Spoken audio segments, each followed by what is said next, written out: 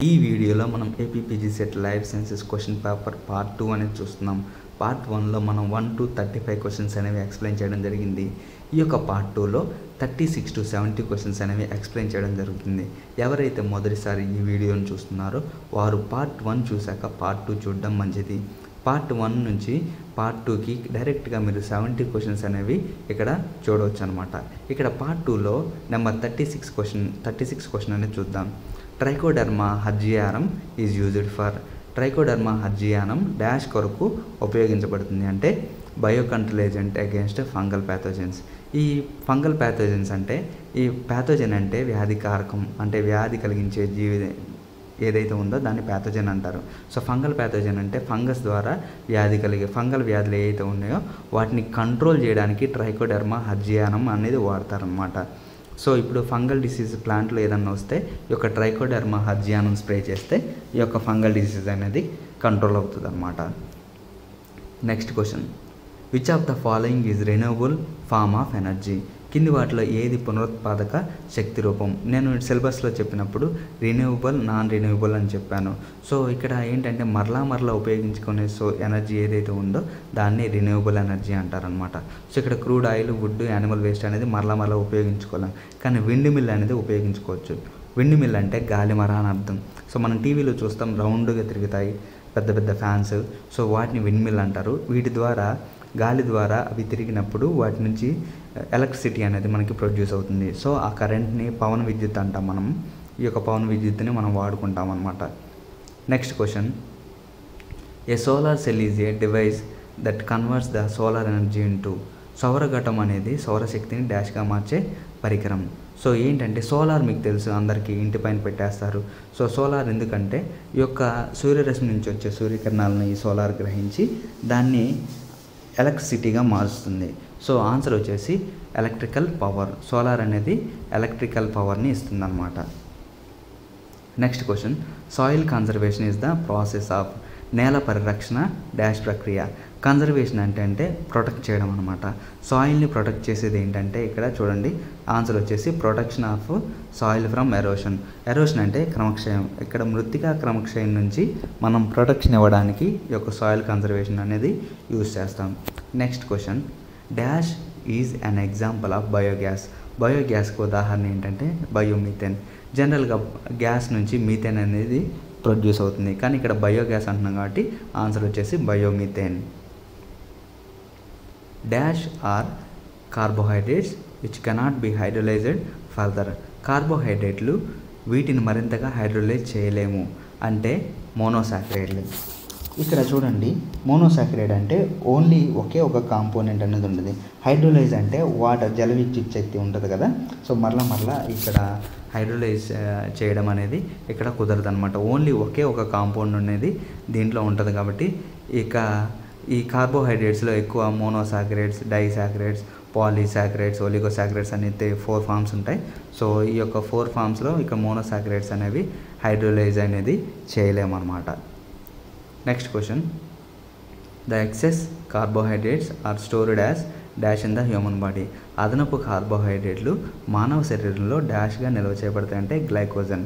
So మనకి carbohydrates అనేవి ఈ యొక్క గ్లైకోజన్ రూపంలో మనకి స్టోర్ అయి ఉంటాయి అన్నమాట. ఎప్పుడైతే మనకి ఫుడ్ ద్వారా మెటీరియల్ అంటే ఎనర్జీ అనేది కార్బోహైడ్రేట్స్ ఫామ్ అవ్వవో వెంటనే ఈ యొక్క గ్లైకోజన్ అనేది గ్లూకోజ్గా మారి మనకి ఎనర్జీని ఇస్తుందన్నమాట. సో మనకి ఏదైతే కార్బోహైడ్రేట్స్ ఎలా స్టోర్ అవుతున్నాయి, గ్లైకోజన్గా స్టోర్ అవుతున్నాయి. ఎప్పుడైతే మనం అన్నం తినకుండా ఉంటామో అప్పుడు ఈ యొక్క గ్లైకోజన్ అనేది గ్లూకోజ్గా మారి మనకి ఎనర్జీని అనేది ఇస్తుందన్నమాట. Next question, choose the correct statement about proteins. ఇక్కడ చూడండి, protein can repair, build and maintain body tissues. Yes, correct. Proteins are made up of amino acids. ఇది కూడా correct. Provide energy to the body.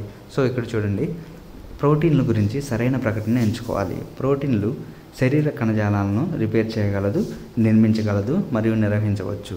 ప్రోటీన్లు amino ఆమ్లాలతో తయారవుతాయి, శరీరానికి శక్తిని ఇస్తాయి. శరీరానికి శక్తిని ప్రోటీన్స్ అనేవి ఇవ్వవు అనమాట.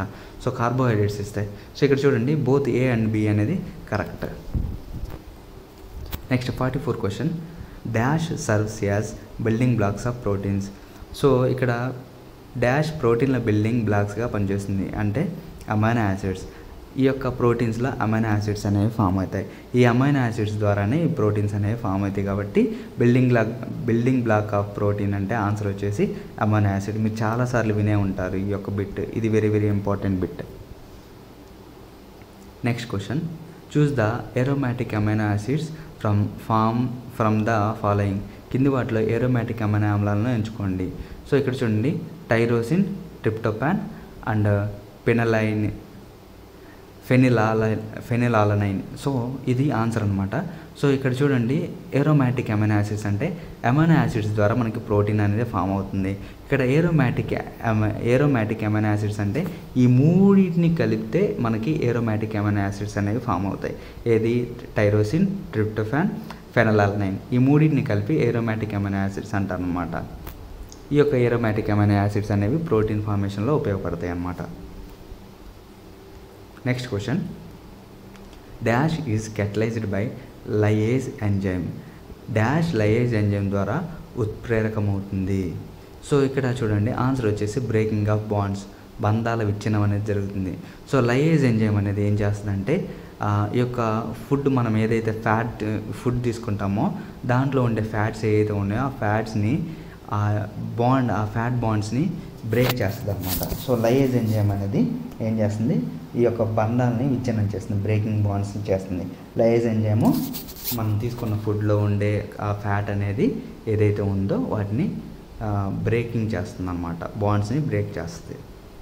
నెక్స్ట్ క్వశ్చన్ వచ్చేసి, in glycolysis the cleavage of fructose 1,6 biphosphate produce. ఇది గ్లైకాలసిస్ సైకిల్లో చదివితే ఈ యొక్క ఆన్సర్ చేయొచ్చు.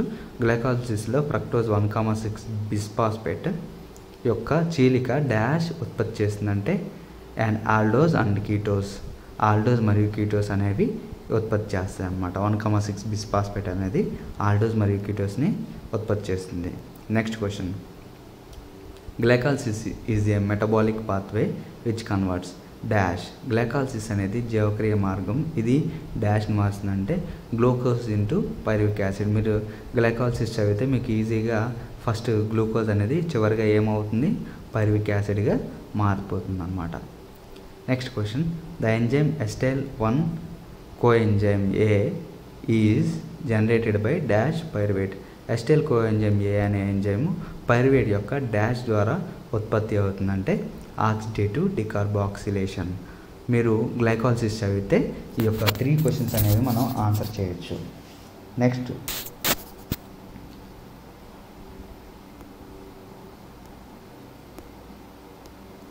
Fifth question, Krebs cycle takes place in dash of the cell. Krebs చక్రం సెల్ యొక్క డాష్లో జరుగుతుంది. ఎక్కడ జరుగుతుందంటే క్రెబ్స్ సైకిల్ మైటోకాండ్రియాలో జరుగుతుంది అనమాట. ఇది క్రెబ్స్ సైకిల్ చదివితే ఈ యొక్క బిట్ అనేది ఈజీగా పెట్టేయచ్చు. 51 question, cell mediated immunity is driven by dash. Cell మధ్యవర్తిత్వ రోగనిరోధక శక్తి డాష్ ద్వారా నడపబడుతుంది అంటే టీ సెల్స్. టీ సెల్స్ అనేవి ఇక్కడ ఏం చేస్తాయంటే టీ సెల్స్ అనేవి ఇమ్యూన్ సిస్టమ్ డెవలప్ చేయడానికి ఉపయోగపడతాయి అనమాట.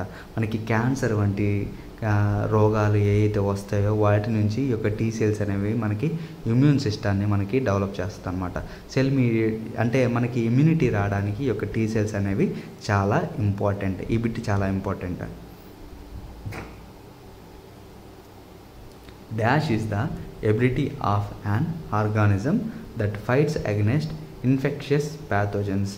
డాష్ అనేది అంటువ్యాధికారక కారకాలను వ్యతిరేకంగా పోరాడే ఒక జీవి యొక్క సామర్థ్యం అంటే ఇమ్యూనిటీ, రోగనిరోధక శక్తి. అంటే మన అంటువ్యాధులు వచ్చినప్పుడు మనకు కాపాడేది ఏంటంటే ఇమ్యూనిటీయే కదా, ఇమ్యూన్ సిస్టమే కదా మనల్ని కాపాడేది. సో ఆన్సర్ వచ్చేసి immunity. Dash is produced by hybridoma technology. Hybridoma technology ద్వారా ఉత్పత్తి చేయబడింది ఏంటంటే monoclonal antibodies.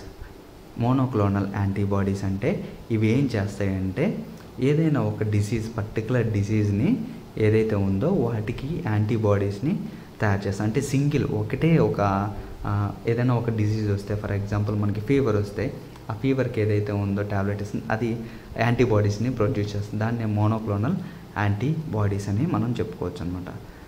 Dash is the process of weakening a pathogen.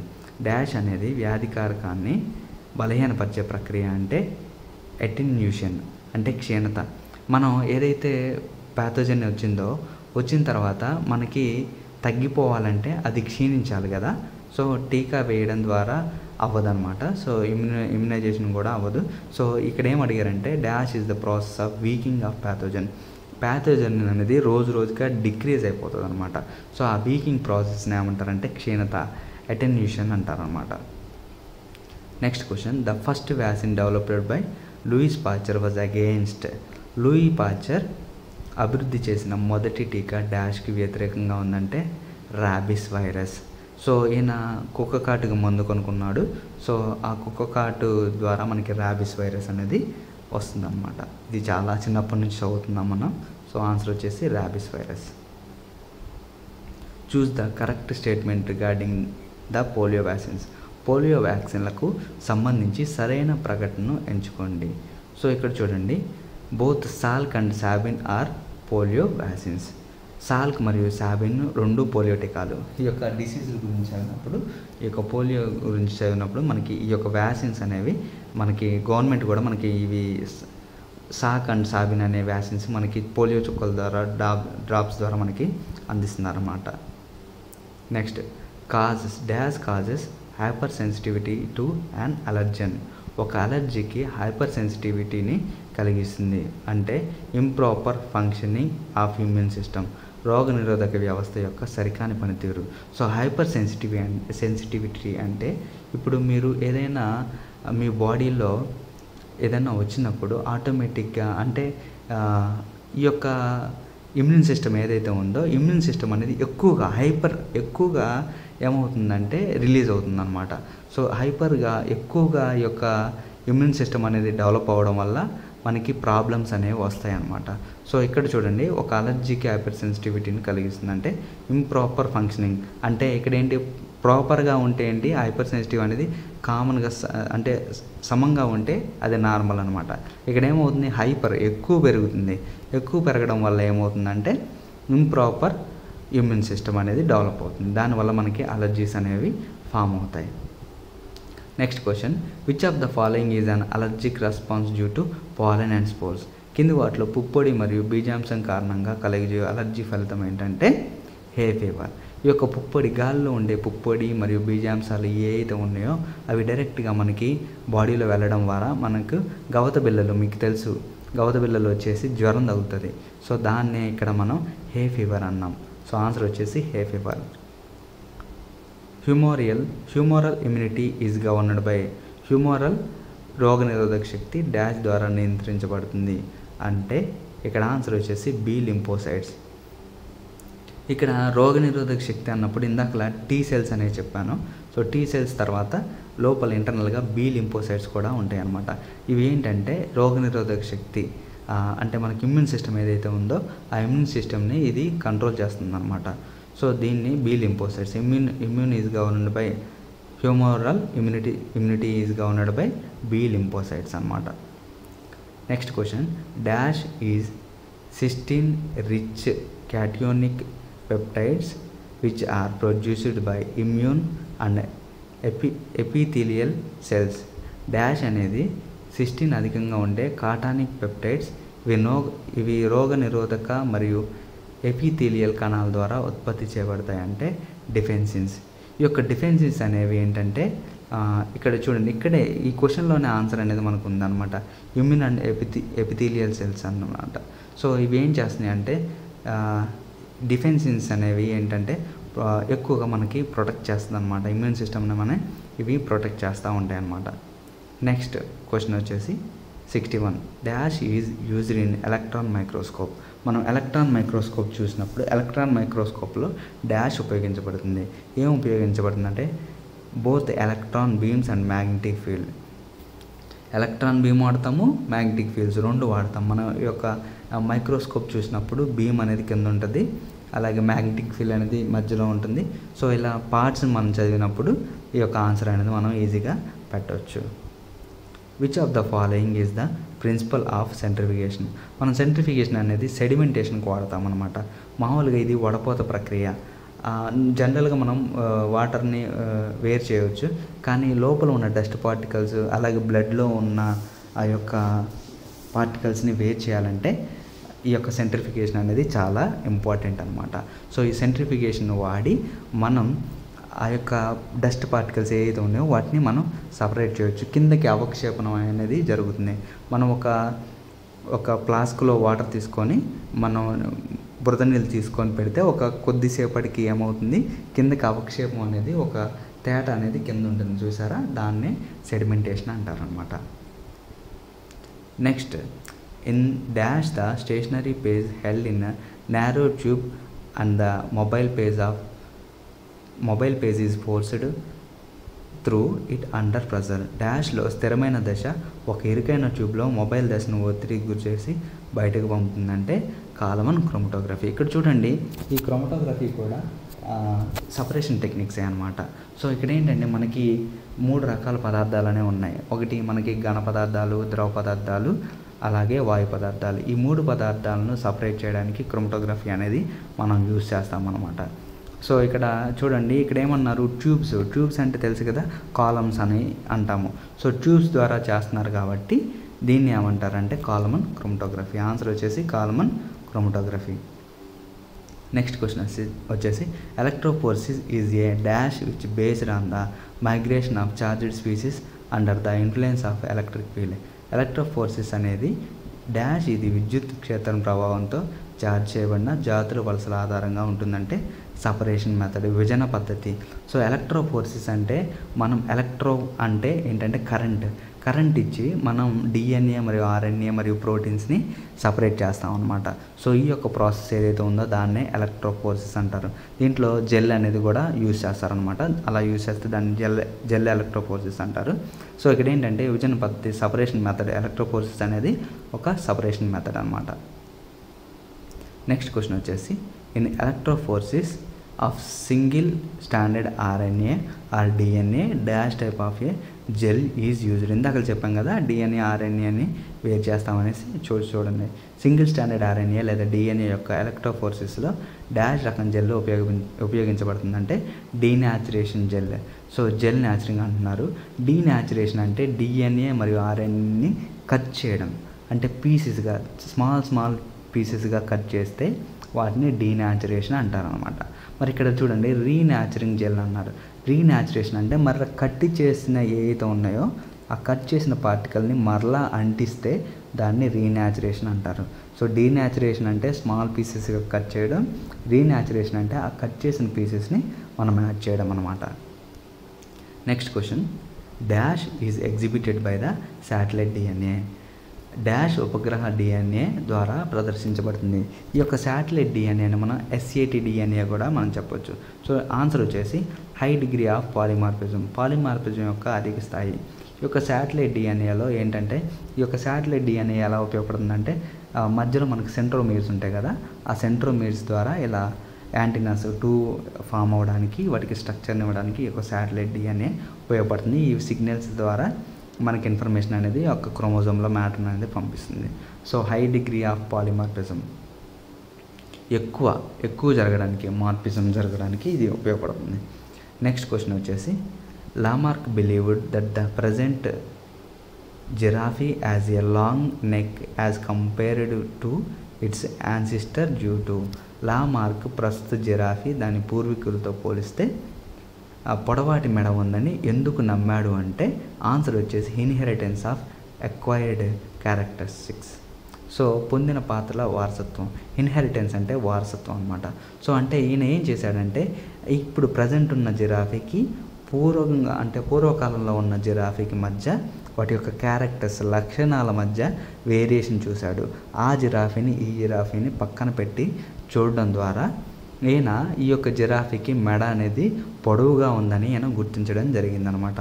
అందుకోసం ఈ యొక్క లామార్క్ అనేది ఆయన ఈ యొక్క సూత్రాన్ని పొడవాటి మెడ ఉందని నమ్మాడనమాట. Next question, in forming the theory of evolution by natural selection Charles Darwin was greatly influenced by. సహజ ఎంపిక ద్వారా పరిణామ సిద్ధాంతాన్ని రూపొందించడంలో చార్లెస్ డార్విన్ డాష్ ద్వారా బాగా ప్రభావితమయ్యాడంటే ఆన్సర్ వచ్చేసి Malthus idea of population control, జనాభా నియంత్రణపై మాల్థస్ ఆలోచన. సో ఇక్కడ చూడండి, చార్లెస్ డార్విన్ ఆయన ఒక సైంటిస్ట్. ఈ యొక్క డార్విన్ అనే విశ్వం దాని పుట్టు గురించి చెప్పారు.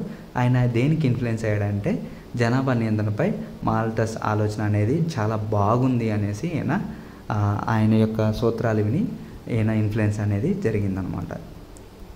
అవ్వడం అనేది జరిగింది. Next question 69th question, which of the following is the main cause of global warming? Global warming అంటే మీకు తెలుసు కదా. సో కింది వాటిలో గ్లోబల్ వార్మింగ్కు ప్రధాన కారణం ఏమిటంటే ఆన్సర్ వచ్చేసి కార్బన్ డైఆక్సైడ్. ఎప్పుడైతే మన వాతావరణంలో కార్బన్ డైఆక్సైడ్ పెరిగిందో వాతావరణం అనేది హీట్ ఎక్కిపోయి బాగా వేడి అనేది ఫామ్ అవుతుంది. సో ఇలా వేడిగా ఉండడాన్నే మనం గ్లోబల్ వార్మింగ్ అంటున్నాము. Next question 17th question, the pH level of acid rain at dash? ఆమ్ల వర్షం యొక్క pH స్థాయి ఎంత అంటే 4 అనమాట, λ4. సో చూడండి, pH ఆమ్లాలు ఎప్పుడు యాసిడిక్ నేచర్. మనకు pH అంటే ఏంటి, ఎక్కువగా 7 ఉంటేనేమో మనం న్యూట్రల్గా ఉందని అంటాము. సో 7 కన్నా ఎక్కువ ఉంటే ఆల్కలాయిడ్స్ అంటాము. 7 కన్నా కింద ఉంటే ఇక్కడ వచ్చేసి ఎసిడిక్ నేచర్ ఉందని మనం చెప్పొచ్చు అనమాట.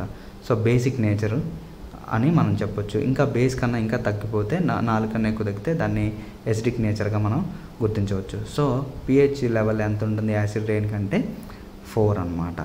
సో ఇది ఈ యొక్క పార్ట్ 2 యొక్క క్వశ్చన్ పేపర్ ఎక్స్ప్లెనేషన్. ఎవరైతే ఈ వీడియో నచ్చిందో వాళ్ళు లైక్ చేయండి, మీ యొక్క ఫ్రెండ్స్కి కూడా షేర్ చేయండి. ఎందుకంటే ఈ యొక్క ఇన్ఫర్మేషన్ వారికి కూడా వెళ్తుంది, వారు కూడా ఈ యొక్క సబ్జెక్ట్ని నేర్చుకోవడానికి ఉపయోగపడుతుంది.